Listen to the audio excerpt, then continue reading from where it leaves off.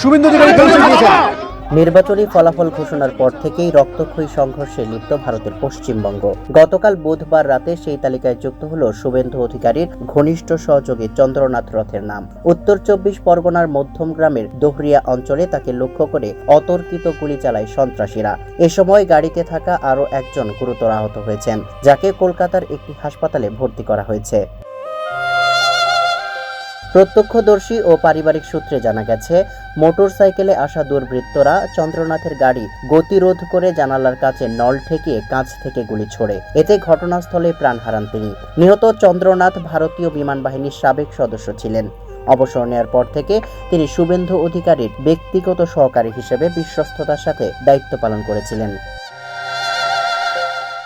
খবর পেয়ে হাসপাতালে ছুটে যান শুভেন্দু অধিকারী। তার জয়ের পর ব্যক্তিগত সহকারী এমন হত্যাকাণ্ডকে রাজনৈতিক প্রতিহিংসা হিসেবে দেখছে বিজেপি। এদিকে ঘটনার পর মধ্যমগ্রাম এলাকায় থমথমে পরিস্থিতি বিরাজ করছে। মোতায়েন করা হয়েছে বিশাল পুলিশ বাহিনী। ফল ঘোষণার পর থেকে রাজ্য জুড়ে চলা সংঘাতে এখন পর্যন্ত অন্তত 4 জনের মৃত্যুর খবর পাওয়া গেছে। বিভিন্ন জায়গায় লুটপাট, অগ্নিসংযোগ এবং কর্মীদের ঘরছাড়া করার অভিযোগ উঠেছে। পুলিশ প্রশাসন ধরপাকড় শুরু করলেও খোদ শীর্ষ নেতার সহকারী খুনের ঘটনায় পরিস্থিতি আরও অবনতি হওয়ার আশঙ্কা করা হচ্ছে।